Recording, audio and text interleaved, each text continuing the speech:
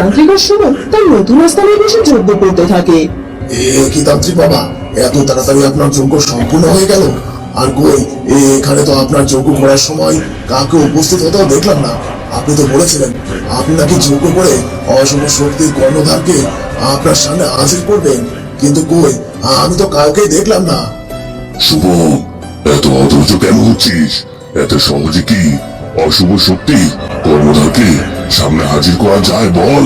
সবে মাত্র তো একটি যজ্ঞ সম্পূর্ণ হলো, এরপর আমাকে অগ্নিযজ্ঞ করতে হবে, তারপর করতে হবে মহাযজ্ঞ। আর আমি আমার মহাযজ্ঞ সম্পূর্ণ করতে পারলেই অশুভ শক্তির কর্মধার আমার সামনে এসে হাজির হবে, আর তার কাছে আমি যা চাইবো সে আমাকে সেটাই দেবে। ও আচ্ছা, তাই বলুন। এখন আরো দুটো যজ্ঞ বাকি আছে, তার মানে অশুভ শক্তির কর্ণধার আপনার সাথে দেখা করতে আরো অনেকটা সময় লাগাবে। না সুমন, না, খুব বেশি একটা সময় আমার লাগবে না। খুব তাড়াতাড়ি আমরা আমাদের যজ্ঞগুলো সম্পূর্ণ করে ফেলতে পারবো। সত্যি আজ আপনাকে রাজমুকুট পরে ভীষণ সুন্দর লাগছে দেখতে। কেন ফুলকুমারী, এমনিতে কি আমাকে সুন্দর লাগে না? না না, তা নয়, আসলে আপনি তো এমনিতেই সুন্দর, কিন্তু আজ আজ রাজমুকুটে আপনাকে আরো বেশি সুন্দর লাগছে। ও আচ্ছা, বুঝেছি। আমার ফুলকুমারী শুধুমাত্র একা সুন্দর নয়, আমিও কিছুটা সুন্দর, তাই না? রাজকুমার, সবসময় আপনি এত মশকরা কেন করেন বলুন তো? আর ভালো লাগে না। আপনি এখানে থাকুন, আমি যাচ্ছি, মায়ের সাথে একটু দেখা করে আছি, সেই কখন মা ডেকেছে। ফুলকুমারী, তুমি এখন আবার এই সময় মায়ের সাথে দেখা করতে কেন যাচ্ছ? তোমার সাথে একটু দণ্ডে বসে সময় কাটাবো, তার কোনো উপায় দেখছে নেই। আসলে মা অনেকটা সময় আগে আমাকে ডেকেছিল, কিন্তু আপনার সাথে কথা বলতে বলতে আমি তো সেটা ভুলেই গিয়েছিলাম। এখন গিয়ে মায়ের সাথে দেখা করে আসি।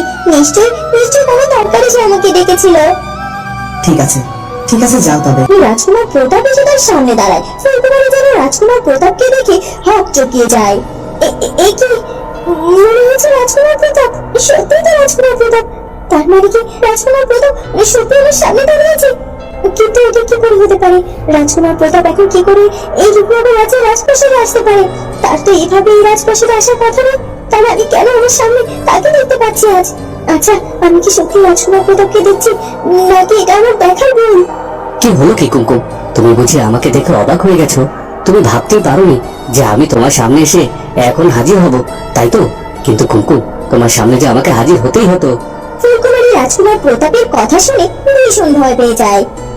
রাজকুমার প্রতাপ কথা বলছে, তার মানে আমার চোখে দেখা ভুল নয়। সত্যি সত্যি রাজকুমার প্রতাপ এই রাজপ্রাসাদে এসেছে।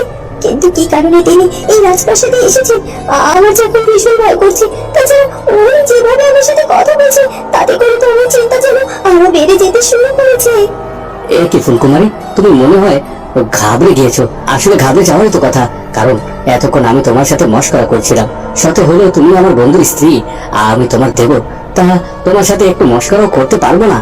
পাইয়ে দিলাম তো তোমাকে ভয়। আসলে আমি চন্দ্রের সাথে দেখা করার জন্য এসেছি। না না, আমি ভয় পেয়ে যাবো কেন? আপনি আপনার বন্ধুর সাথে দেখা করতে আসতেই পারেন। আপনি যান, রাজকুমার চন্দ্রকুমার তার পক্ষে আছে, আপনাকে তার সাথে দেখা করুন। এই তো ফুলকুমারী, তুমি এসেছো। সে কখন থেকে তোমার জন্য অপেক্ষা করে যাচ্ছি। দাসীকে কখন খবর পাঠিয়েছি বলো তো, আর এতক্ষণ পর তুমি এলে। আসলে না, আমি দুঃখিত, একটু দেরি হয়ে গেল আসতে, দয়া করে আমায় ক্ষমা করবেন।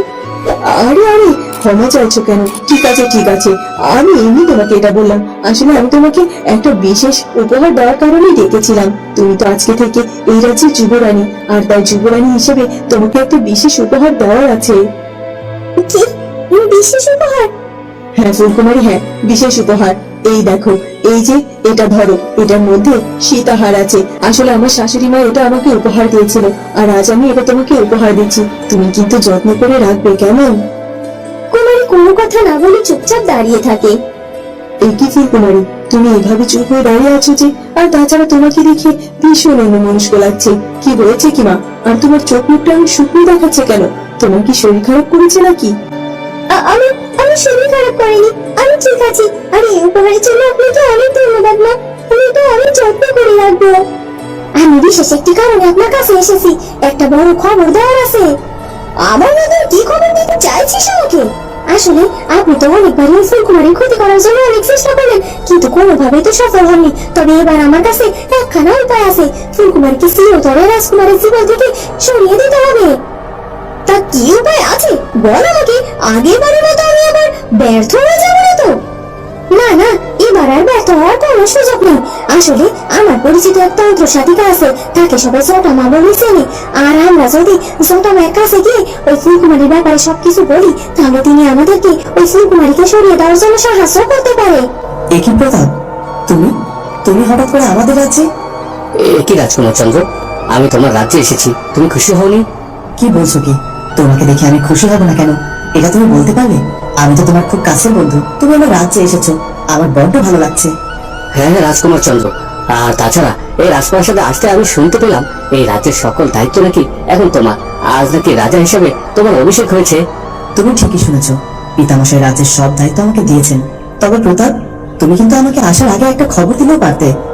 আসলে চন্দ্রকুমার, আমি হঠাৎ করে তোমাদের রাজ্যে এসে তোমাদেরকে চমকে দিতে চেয়েছিলাম, আর আমার মনে হচ্ছে আমি সেটাতে সফল হয়েছি।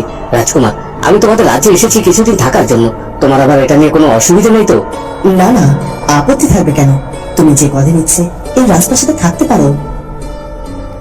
মা, তুমি এখানে মন খারাপ করে দাঁড়িয়ে আছো যে, কি হয়েছে কি? আর তাছাড়া তখন দেখলাম তোমার মুখখানা ভার, আর এখন তো দেখছি রীতিমতো তুমি মন খারাপ করে আছো। কি হয়েছে মা, আমাকে বলো। রাজকুমার কি তোমাকে কিছু বলেছে? না না, রচনা প্রতাপের ব্যাপারটা যে আমার মোটেও ভালো লাগছে না, একটু দুশ্চিন্তা হচ্ছে। কিন্তু রানীমাকে কি করে এটা বলবো, এটা কি বলা ঠিক হবে? না না, এখন রানীমাকে কিছু বলা যাবে না। আগে রচনা চন্দ্রকুমারের সাথে কথা বলতে হবে, তারপর না হয় রানীমাকে ব্যাপারটা জানানো যাবে। কি বলো কি ফুলকুমারী, তুমি কি এভাবে চুপ করে থাকবে, নাকি আমার কথার কোনো উত্তর দেবে? তাছাড়া ওদিকে রাজকুমার চন্দ্রকুমার, রাজকুমার প্রতাপ, তারা সবাই খেতে বসেছে আর তোমার জন্য অপেক্ষা করছে, আর তুমি সেখানে না গিয়ে এখানে মন খারাপ করে দাঁড়িয়ে আছো। তোমার পিতামশাই ডাকছে, চলো এক্ষুনি তুমি চলো। আর তাছাড়া তুমি এভাবে মন খারাপ করে আছো কেন বলো তো? আর আমি তো তোমার মায়ের মতো, তোমার যদি কোনো কারণে কষ্ট লাগে সেটা তুমি আমাকে বলতে পারো, নাকি আমি রাজকুমার চন্দ্রকুমারের সাথে কথা বলবো? এই অন্ধকারে জঙ্গলের পথ ধরে জটা মায়ের কাছে যাওয়ার জন্য রওনা দেয়।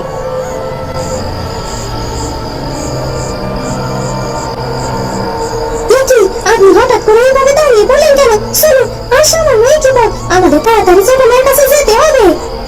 সে তো বুঝতে পারছি জটা মায়ের কাছে যেতে হবে, কিন্তু সে তখন থেকে তুই বলে চলেছিস আর অল্প একটু পথ বাকি আছে, আর একটু পরে নাকি আমরা সেখানে পৌঁছে যাবো। কিন্তু এতটা পথ পাড়ি দিয়ে ফেলাম, এখন পর্যন্ত তো পৌঁছাতে পারলাম না, আর এখন তো জঙ্গলের মধ্যে ঢুকে পড়েছি। আমার কিন্তু এবার ভীষণ ভয় করছে দাসী, আমি আর হাঁটতে পারছি না। দেখুন, ফুলকুমারীকে রাজকুমার সিংহ থেকে সরাইতে হলে আমাদের এইটুকু কষ্ট তো করতেই হবে, তাই না? আর তাছাড়া আপনি কি চান না যে ফুলকুমারী সিংহকালের মতো আপনার পথ থেকে সরে যান? হ্যাঁ হ্যাঁ, চাই তো। আর চাই বলেই তো এত রাতের বেলা তোমার সাথে জঙ্গলের পথে আমি রওনা দিয়েছি। ঠিক আছে ঠিক আছে, আর দেরি করছি না, চলো এক্ষুনি চলো, যত তাড়াতাড়ি সম্ভব ওই জটা মায়ের সাথে দেখা করতেই হবে। হ্যাঁ হ্যাঁ, এবার তাহলে পাটা তাড়াতাড়ি চালান, না হলে যদি জটা মা কোনোভাবে আবার ধ্যান শুরু করে দেয়, তাহলে আমাদের কষ্ট করে গিয়ে আর কোনো লাভ। কিন্তু ঘুম আসছে না ফুলকুমারী, সে তার কক্ষের মধ্যে বিষণ্ণ মনে কিছু একটা ভাবতে থাকে।